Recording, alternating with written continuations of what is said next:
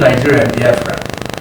My book is about what I saw, what I experienced during that war as a little boy. My family is from Nnewi in eastern region, or eastern Nigeria. Before the war started, we were living in the capital of Nigeria called Lagos.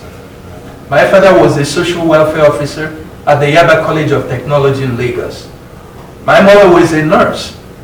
But as hostilities against the Easterners started, we were forced to leave Lagos and return to my hometown in Nnewi. We were in Nnewi when the war formally started in September of 1967. That was when the very first shots were fired and the war started earnestly. My book captures the aftermath of a gruesome incident that occurred at the outset of the war in a place called Asaba in October of 1967. Incidentally, Asaba is my mother's hometown. When the war started, Asaba indigenes were caught in the middle. They speak Igbo language like all Biafrans and are Igbos by ethnic persuasion. But according to the division of Nigeria into states, they were characterized as Midwesterners. So they were caught in the middle. When Nigerian troops entered Asaba en route to the Biafran heartland in October, they surmised that the allegiance of the Asaba people was to their natural ethnic group, the Biafrans. As they began their rampage through Asaba, the indigenes assumed that if they showed allegiance to Nigerian troops, they would be spared. So hundreds of Asaba indigenes gladly gathered in their village square in their festive attires, chanted one Nigeria, with banners and things like that, trying to create the impression of the fact that they had allegiance towards Nigeria. Nigerian soldiers were not impressed. They accosted the indigenes in the village square and separated the men from the women. What happened next was unconscionable then and is still unconscionable. They opened fire on the men and young boys.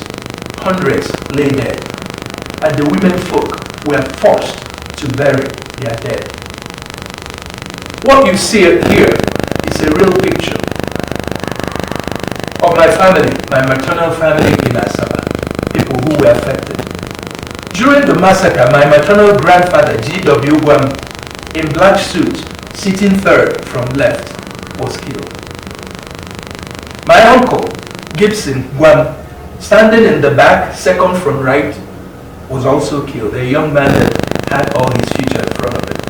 My great uncle, in black suit again, sitting second from right, was killed.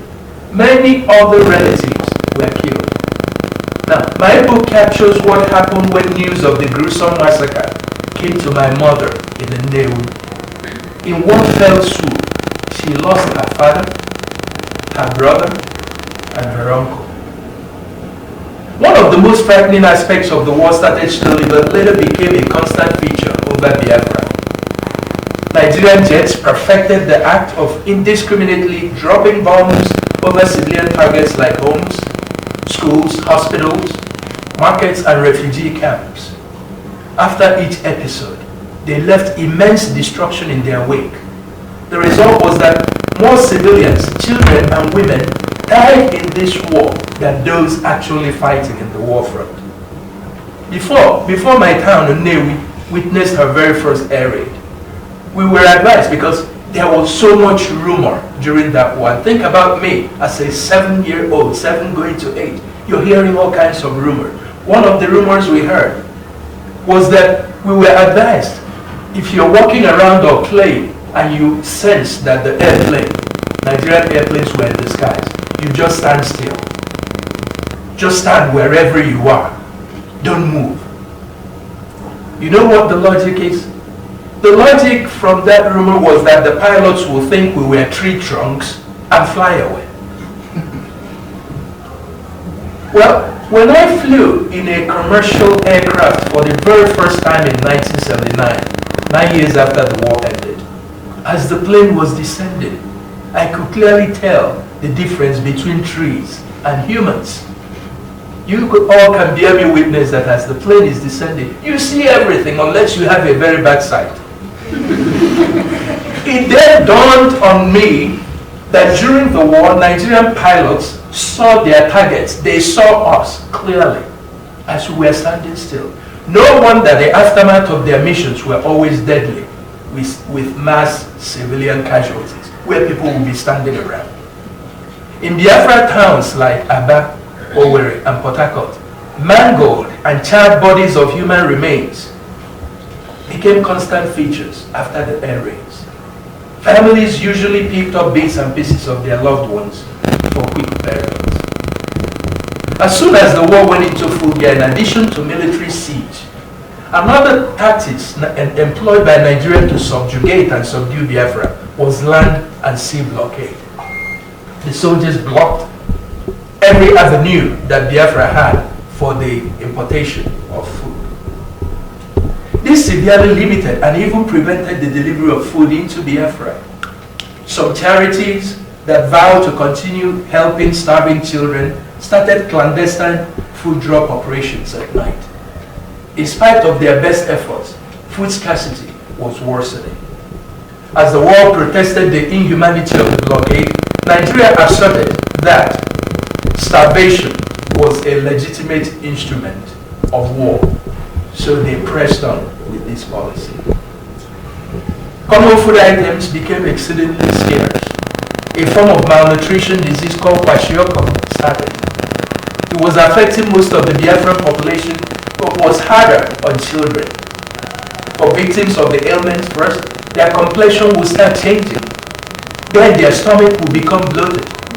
Slowly they will begin to look like skeletons. Eventually, without intervention, they died. The pictures you see on the screen are real. Some people look at it and say, what, is this computer animation? No. Between 1967 and 1970, this was what we saw. Some of these folks were, well, I think I was slightly older than them. But this was the scene, the things we saw. They are starving children. The disease was so prevalent everywhere, homes, refugee camps, and schools, that we resorted to eating everything available just to ward off malnutrition. With locally made contraptions, children of my age hunted animals that traversed the Biafran landscape: squirrels, rabbits, lizards, and more. The ailment was said to be exacerbated by protein deficiency. So we tried to stem the tide of the disease by eating more protein, regardless of the animal type that it came from. In search of vitamins and minerals, we ate all manners of herbs and leaves, sometimes to our detriment. Stories abound of people dying after inadvertently eating inedible or poisonous leaves or mushrooms. A classmate of mine died, passed away after eating. People were saying, what did he eat? They said he ate a form of, we call it beans, that he was not supposed to eat, poisonous. He died. In the book, I tell the story of Augustine, my classmate in second grade. He suddenly became sickly and could no longer play with other children during recess. Then his complexion changed while his feet became swollen. One could tell that the malnutrition disease had begun. One day in school, while the rest of us played, he was in one end of the class throwing up and gasping for air. What do we know, kids? We're just looking, wondering. The rest of us watched in horror. The next morning, guess what? His chair was empty. It's like you have a classmate that you sit with all the time. Then you can come the next morning. They tell you, you look, the chair is empty. And you say, what's going on? And they tell you he passed away the last night. That was life in Biafra. The same incident was repeating everywhere we looked. When the war originally started, Biafrans were very enthusiastic. They felt that they were defending themselves from injustice meted against them by Nigeria in the 1966 massacres. So men of fighting age, university undergraduates, graduates, artisans, willingly enlisted in the army and went to war. As the war dragged on and casualty numbers began to mount, the situation became intolerable and unbearable. In my village, Newi, no day passed without news of the death of someone that went off to fight the war. As Nigerian offensive continued, Biafra was outnumbered in men and ammunition, and our territory shrunk at an alarming rate. People were becoming demoralized. Soon it became difficult to get as many willing enlistees as before. Left without much choice, Biafra resorted to what we call conscription. Soldiers periodically swooped on homes and took away young men to go and fight. Initially, they conscripted men of fighting age. As that pool began to dwindle, boys of as low as 15 years became fair game. Families even took turns to nominate young men from their clans to go to war. Hence, a pool of child soldiers developed. My book captures the story of my brother Emma, who was only 16 years of age in 1969. My father volunteered him for the war, in spite of the fact that my older brother Fidelis was already fighting. Think about this. Here in the United States, you must be 18 years or thereabout to vote, and more than that to be able to buy alcohol. This is because science shows us, or has proven, that at any age younger than that, one must not be matured enough to make and be accountable for any decisions. Yet, in Biafra, circumstances and patriotism forced children of 15 and 16 years to be sent off to war. In my book, I also narrated how soldiers swooped on my family one morning, conscripted my mother's younger brother, Ezengozi, and what followed. Ezengozi was only about 16 years of age. One thing I always wondered, though, is how traumatic the war experience must have been on the Biafran child soldiers who survived and returned. In Africa then, nobody thought about post-trauma. You know how you say PTSD, post-traumatic? Nobody thought about that. They were expected to just come home from war and resume normal life. So if any one of them acted funny, the people would just think the person is just crazy or whatever. Many of them never talk about the war. They must have internalized their experiences with attendant repercussions. My eldest brother, Fidelis, went to the war at 17 years of age. My parents tried to dissuade him, but he wanted to go and defend Biafra. His thought was that the massacre of Biafrans by Nigeria in the north was unforgivable. My father went to the training depot where he was training, getting ready to go to war, and told him to come home. He turned to my father, a man he respected, and said, "You know what? You're older now. It's my responsibility to take care of you. You've taken care of me. I'll go to this war. If I die, so be it." My father came back. That very thing haunted my father so many years after the war, because he was always thinking about that, wondering if he could have insisted that Fidelis come home. Many of the men that went to the war periodically returned to see their families. My brother Fidelis rarely visited. He spent all his time in the war front. On one occasion when he returned, he was eating. Like I mentioned, that I was a little boy, always admiring him. When he will come home eating, my younger brother and I will sit just on the ground, looking at him like somebody we admired so much. Well, as he was eating, he heard a loud bang in one of the war sectors. He left his food, bid us goodbye, and hurried away to Onitsha sector. It was one of those sectors where, every night, the sound of war machines, guns and bombs.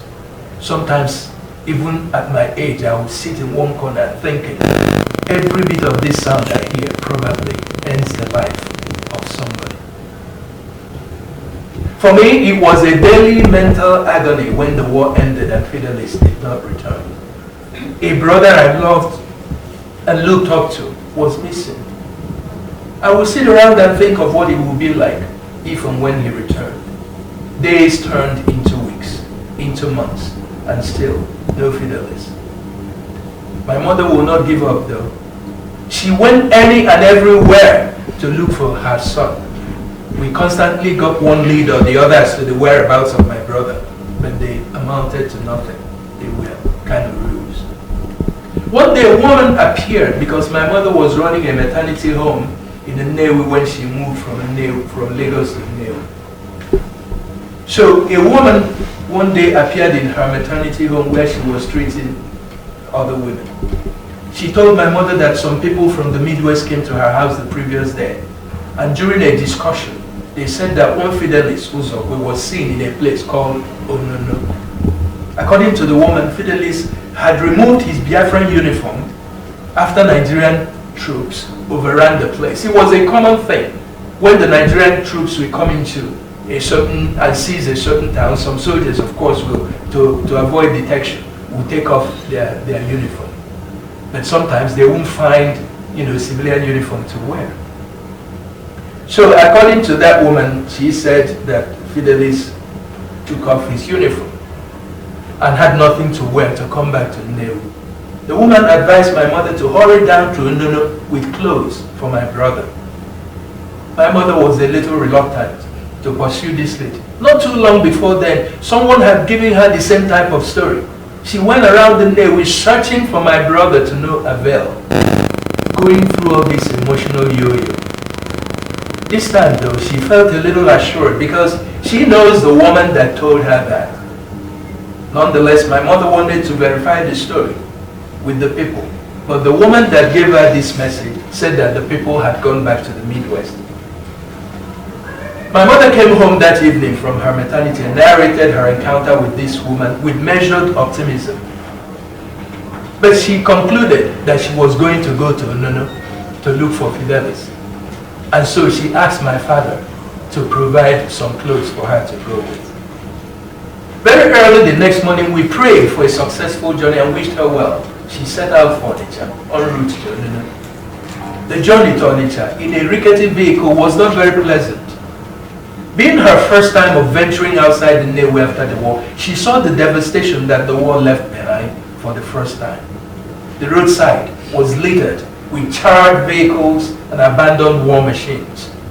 Trees were brown from the effects of guns and bombs. Human skulls and remains were all over the landscape, reminding her of her relatives that perished in the war. She cried intermittently, but continued to hope that the return of her son will give her some reprieve and comfort. In Onitsha, my mother got off and trekked to the Niger River bank, en route to Onono. A few fishing canoes were drifting aimlessly on the river. She beckoned to a fisherman in one of the boats and asked to be taken to Onono. The man was puzzled and asked what she was going to Onono to do. When she told him, the man shuddered and stated rather categorically that there were no Biafran soldiers in Onono. All the Biafran soldiers captured in Onono by Nigerian soldiers were sent to Onitsha prison, the man said. He advised my mother to check Onitsha prison first before embarking on a journey that might turn out to be dangerous and fruitless. Disappointed, my mother walked back into Onitsha with the afternoon sun beating down mercilessly on her. She could feel her energy level dwindling slowly. Her stomach was churning badly because out of excitement that morning, she did not eat before leaving. With directions from the locals, she arrived at the prison sweating profusely. A stern-looking Nigerian army officer was standing outside the prison. He demanded to know what my mother was there for. She greeted him nicely and told him what her mission was. The soldier beckoned after some back and forth on a subordinate and instructed him to take my mother round the prison camp in search of Fidelis. Patiently, the soldier took my mother from prison camp to prison camp. In each camp, they would stop and ask if Fidelis Uzokwe was in the camp. After going through the last camp, the soldier turned to my mother and sympathetically said, "Well, woman, this is the last camp, and you can see that your son is not there." Even though my mother had been told that there were no Biafran soldiers in Onono, she was bent on going there to see things for herself. Quietly sobbing now, she thanked the soldier and slowly made her way back to the riverbank. There, another fisherman agreed to ferry her over to Onono for a fee, but warned again that she may not find anybody there. There were anxious moments when the boat came close to capsizing. My mother prayed all the way because it would be a taboo. In African sense, she felt, for people to tell the story of a mother who drowned in search of her son. In Onono, she was dropped off in a swampy, deserted area with trees all over. She could see pathways, but there were no houses inside. The pathway was littered with burnt-out iron beds, boxes, and skeletal remains of humans. As the fisherman's boat started receding into the distance, she silently prayed before starting out on the pathway.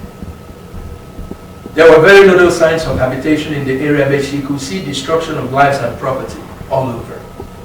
This did not daunt her. She walked on. After a while, the pathway widened, and in the distance, she saw a small, dilapidated building in the middle. As she got closer to the house, two men in Nigerian military uniform emerged from the building and fixed their gaze on her. Her heart started racing. She was wondering how they would react to her. At the house, she greeted the soldiers, but was too frightened to tell them what she came for, because according to her, the looks in their eyes were terrifying. Instead, she said she was looking for her mother, who was left in Onono at the outset of the war. One of the soldiers told her that her mother was not there, but directed her to a shack about a mile away. He said that there was a family out there that she could ask. He thanked them and headed for the shack. At this time, judging from what my mother had seen, hope that she would find Fidelis in Onono began to dim. She could tell that fierce fighting may have taken place there, but Fide, as we fondly called him, could not possibly be in such a deserted place. At the shack, a man was sitting in front, facing a body of water and mending a fisherman's net. But just as she started speaking to the fisherman, a pregnant woman and a young boy came out of the shack. She greeted them nicely and narrated her ordeal. Although sympathetic, the man did not mince words in telling her that all captured Biafran soldiers were sent to Onitsha prison, the same Onitsha prison she went to. So essentially, there was no other hope for my mom to hope. A mother's hope was crushed. There was no other hope for her, so she actually broke down there and started crying. Of course, the fisherman's family did the much they could to console a mother in agony. When she regained her composure, it was time to go because the sun had started setting. All the time she was making her way to Onono, she did not succumb to fear, even when she passed by the destruction littered all over the landscape. However, with the last hope having vanished in thin air, she could no longer manage her fear. She felt like she could no longer walk by the pathway to get back to the riverbank. She thought about the skeletal remains all over the landscape and wondered what may have happened to Fidelis. The thought was simply too much for her to bear. She stated her fear to the fisherman, who asked the little boy to escort her to the riverbank, and he did. At the riverbank, my mother thanked the boy, and as he left, she loudly addressing my brother, Fidelis. These were the words as she narrated them to me. Fidelis, if you're still alive, please return. I have traveled far and wide to search for you to no avail. My feet are tired and sore, and my mind is weak. I can no longer go on.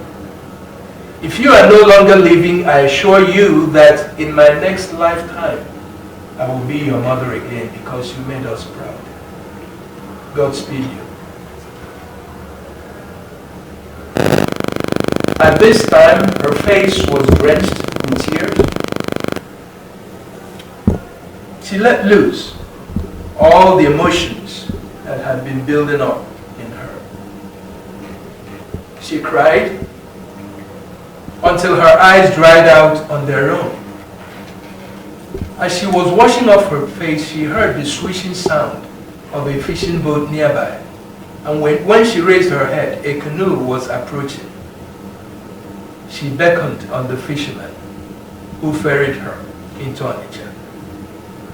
She was now walking in measured steps because of extreme exhaustion. The sun was setting, and market people were already gathering their wares and heading home. In the park, she boarded a vehicle and went to Nnewi.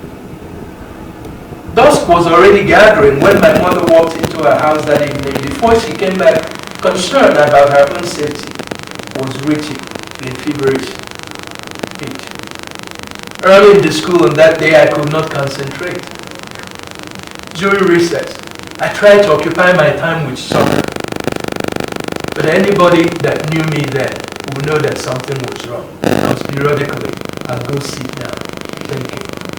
But I was more optimistic about the journey because my mother had argued that since she knew the woman, she could not tell her the story that my brother was in the London if that was not true.